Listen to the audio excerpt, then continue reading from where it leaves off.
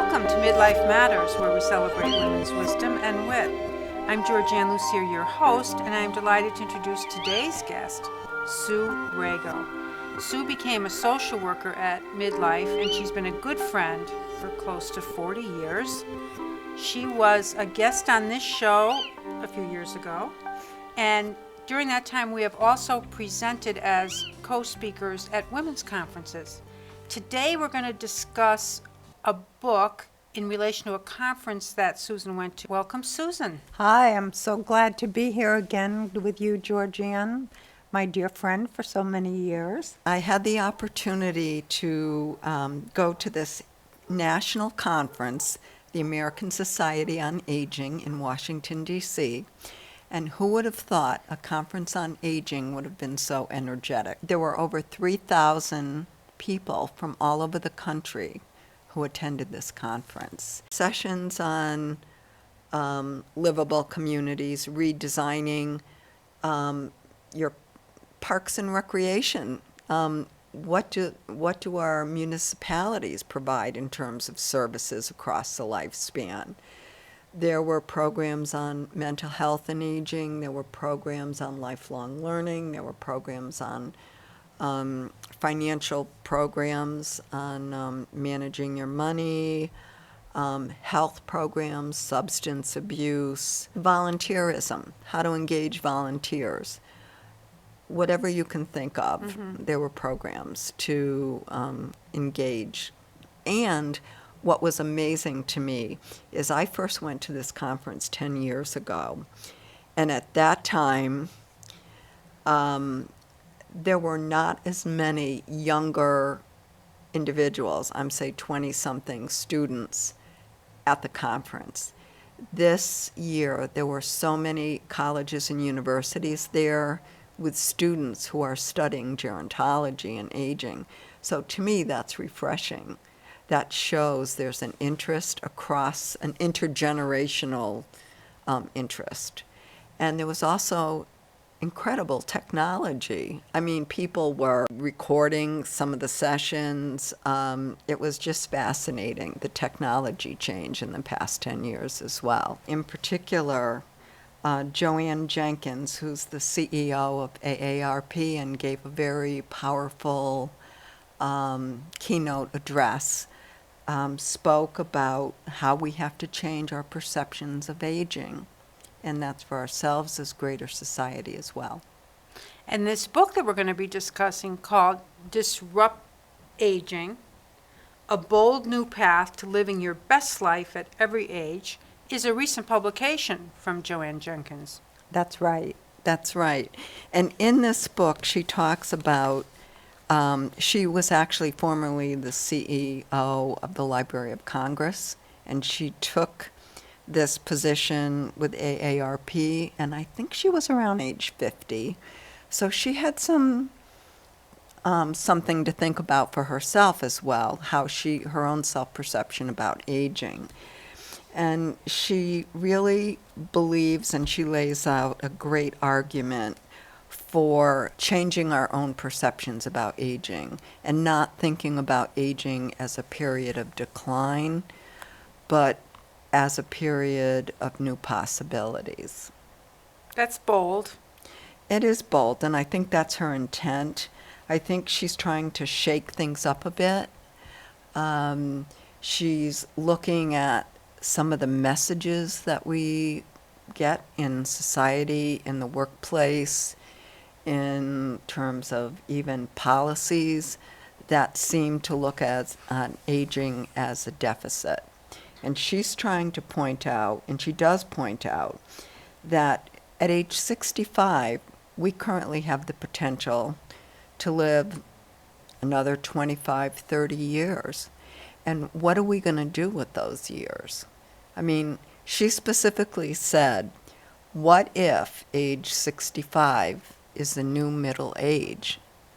And that thought in itself, just the audience, when she said that, you could tell the audience it resonated, and it made me think, well, if it's my new middle age, I have a lot of opportunity to have new goals and dreams.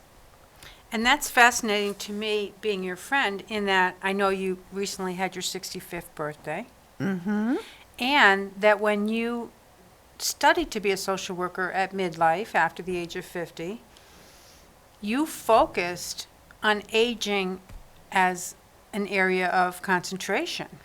Yes, and that's because I had a wonderful instructor who really talked about gerontology. That was my concentration. And of course, I thought gerontology is old people. And this particular gentleman said gerontology is the study of aging across the lifespan. So it made me think. And as I did my coursework, I learned about how our bodies age. I'm talking about all our body systems and how we mentally think about aging. And I really felt there was a lot of opportunity. And perhaps some of that is because I'm a baby boomer. Mm-hmm. And our generation came up with the civil rights movement, the women's movement, where we fought against discrimination and we fought for women's rights. And here we are, the same generation, I think, fighting against ageism. So you studied about ageism, but you've shared with me that turning 65, that number, still was a cause for Concern, pause, right? cause for pause, yes. And that took me by surprise. As I say, I talk a good game, but I have to tell you, when I turned 65, all of a sudden I was like, I did a little gasp, and for a moment I had to check myself, and then I said, "What's wrong with you? Of course you have energy, you can have new dreams." And as I read Joanne Jenkins' book, she talked about health, wealth, and self, I believe, as the three terms that she used. And it dawned on me how important it was for me to take better care of myself. Now, I've always been a big proponent of taking care of your health. I believe I eat healthy. I try to be aware of food additives, and I take my vitamins and see my doctor. But it dawned on me, I have 2 grandchildren, and I want to be able to get on the floor, get up off the floor, and do things. I want to be able to go to the theater. I want to be able to walk. And I don't want to be taking a lot of medications if I don't need to. And although I realize that inevitably I'm going to decline, there's a lot of area related to my health that I have influence over. And she talked in her book about this paradigm shift, we can call it. I'm not sure if she used that term, but that whole, turning something kind of on its end, particularly some of the messages she got. Now, here she was, a woman in her 50s, I believe, when she moved to AARP, and she needed to think about what she was leaving on the table with the longevity of the security of the job, with the government, Library of Congress, et cetera. So it was a big career decision for her. And she had not really thought about her age as such a big factor at that point. It was more probably of standard career decisions she had made in the Right. past. And it wasn't until she got into AARP, as she recounts it, and I think she first went to head up the foundation or something, and then she became the CEO, that it started an awakening on her part. She talks about things like, think of the not-so-subtle messages when we hit some of those milestones. 50, certainly 65. What do the cards say? Right. And that's so true. Over the hill. It's all downhill. Right. I remember getting looked like a little bicycle with the little mirrors, but it really was supposed to look a bit like a walker, with the idea that this is what was, in store for me. I think I was 50 at the time. So that whole emphasis using humor, but really saying, as you talk about, some of these there's negative messages Yeah. there. This is something I think we've all been exposed to. I mean, look at the ads on TV, okay, where they're, anti-aging creams, trying to make you think, oh, you can reverse the aging process.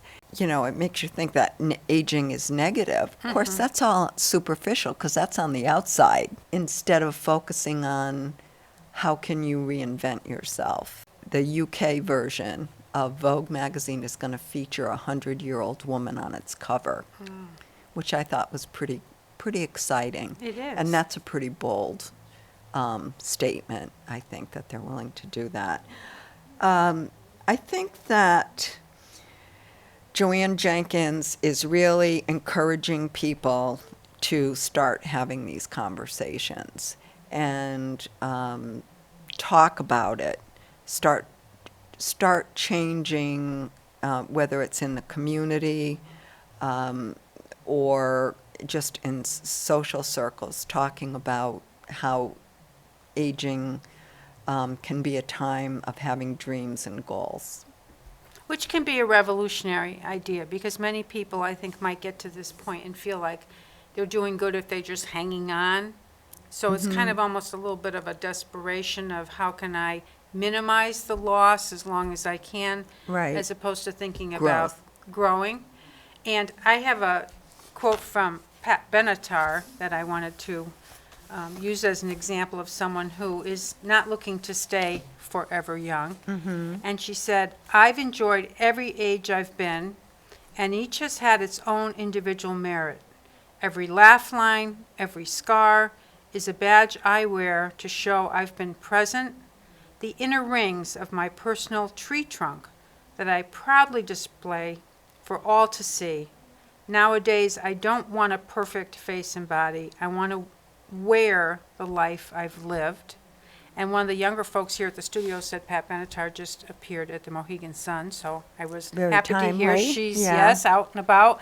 And so I brought this tree trunk that shows the rings, and how one thing we could do is actually think about what, with these push pins, what happened at different stages of our lives, and kind of wear it proudly and own it, reflect on it, but show that we also still have other growth. The tree doesn't stop growing. So I really like that idea of the analogy of the tree, because the whole idea of roots, Right. nourishment, cycles. Growth. Yeah. And all the layers that come with it, the wisdom that comes with it. I agree. And you can't appreciate that. I think you have to live life. You have to be a few rings out here, I think, Yeah. right? Exactly. A little bit off center. A little bit, these aren't all lined up. And another person that Joanne quoted was Satchel Paige, who famously said, "How old would you be if you didn't know how old you were?" I love that. I love that. And I guess some of the backstory of that athlete is that he didn't even have a birth certificate, but he'd been around playing baseball long enough that people knew he was away from his peak years Right. as an athlete. I think he was in his early 40s, and he did not have what Joanne talks about as being a preoccupation with his age. So one message I took from the book was, yes, you need to recognize your age. It's not a matter of the anti-aging creams and denial, and nothing wrong with looking good, but that's not going to really change the course of events. Right. But also not being preoccupied about it. And I think that idea of changing the conversation, of not having age come into how you talk about yourself. Define you. Right? Define you. And Yeah. one thing she says is having a role model is important. Right. Now, tell us a little bit about this role model in your church group. I belong to a women's group through my church, and we talk about different life topics, such as it might be solitude, or we most recently had a discussion about technology and how it can enhance our life. Well, one of our members is Mary, who's 94 years old, lives on her own. Her husband probably died about 6 months ago, and they had a wonderful wonderful marriage, and she has adult children, and she acknowledged her sadness and about sometimes her loneliness, but she did not dwell on that. She never mentions her age, and it's not because she's doesn't want to or she denies it. It's just not relevant to who she is. So similar to Satchel Paige, Mary is living her life, and she goes to the town pool and swims 3 to 4 times every week in the morning. And she's driving at night. Our group meets at night, and she comes to the groups. She's just an amazing role model, and she's always got these little kernels of wisdom that she just pops out. I think there are people out there that are leading the way and are just enjoying their lives. By the way, I just want to go back and visit this a little bit, this tree. The other night I saw a special on Joan Baez. I think, was it her 70th? That would probably be about right. Yeah, and it was just wonderful to see her and to hear her music and to see her grace. And there were so many other professional singers that came out and performed with her on stage. So, you know, those are inspiring people to me that influenced, that made social statements, that contributed. And so that tells me there's hope for us, too, that we can. And Joanne's leading the way. So Joanne now is probably nearing 60, I would think, perhaps, right? Could be, yes, yeah. But age is not all that relevant. She's very Yes. vital. Look at, she's running a whole huge international organization. And she is really pushing this new message of disrupt aging. And there's actually, and I'm just offering this in case people are curious. They did a fabulous little YouTube video where they have millennials. Someone is interviewing the millennials saying, how do you think an older person would do a jumping jack? So you see this young person like imitating where they're doing this and they're very stiff. And how would you envision someone doing a push-up? And a couple different things. Well, then they brought out older adults to meet with the millennials and actually show them. And it was just fabulous how it changed their perception of what an older person looked like. And is capable of. Not And that capable. that's the Yes, standard, yes, but that. exactly. Yes. And so it was very, very enlightening. So the American Society on Aging is comprised of what?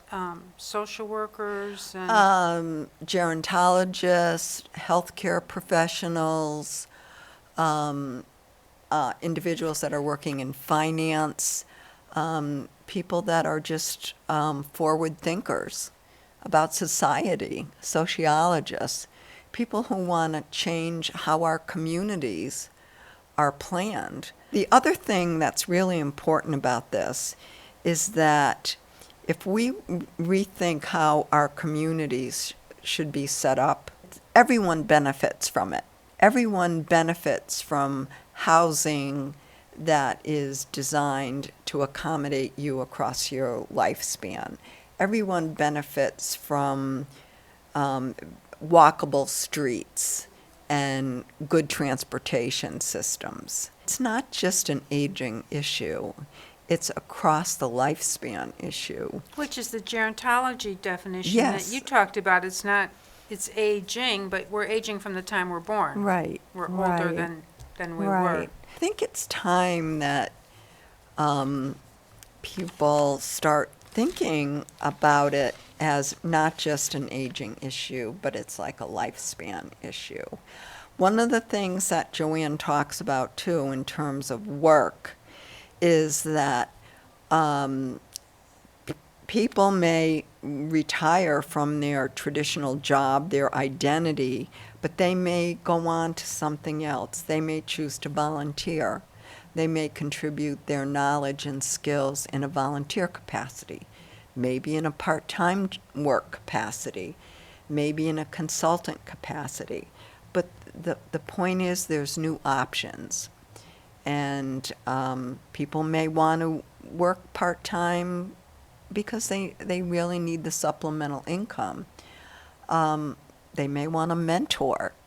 So there's a lot of exciting options available. Lifelong learning, that's another option. Now there's more colleges and universities are offering programs for the older adult learner. There used to be something called Elder Hostel, and I think now it's called Road Scholar, Okay. ROAD Scholar, where you can take trips and explore different parts of the world. There's a lot of exciting opportunities, I think, for older adults or mature adults to contribute. When you studied gerontology 10 years ago, it was not as hot a topic, No. as I understand it. You didn't have many people in your program at Fordham, for example, that were really Right.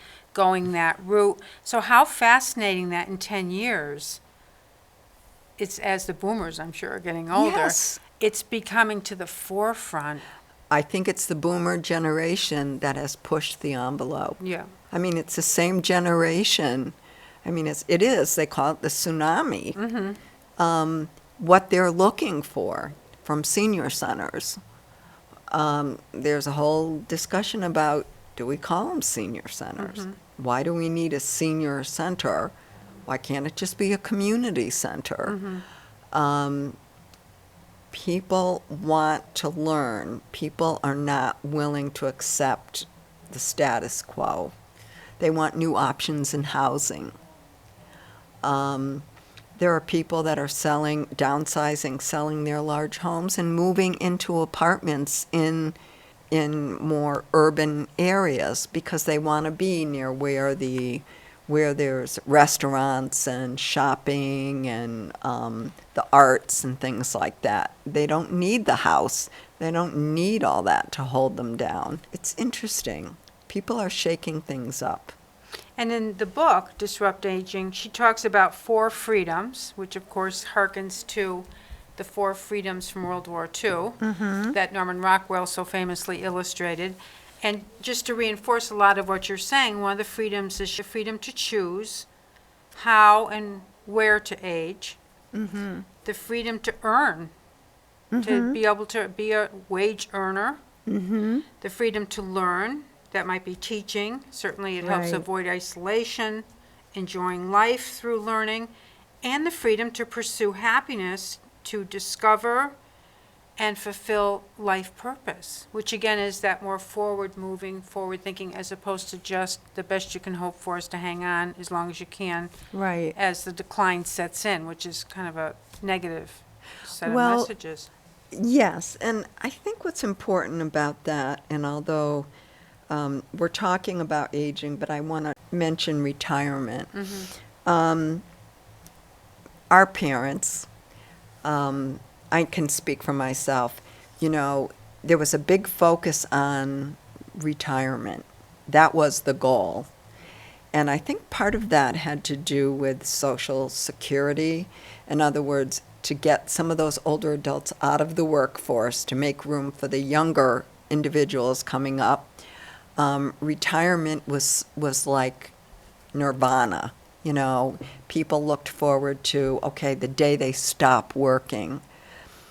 Well, that had, I think, in my opinion, a negative impact because many people didn't think about life after retirement. They would not think about the possibilities.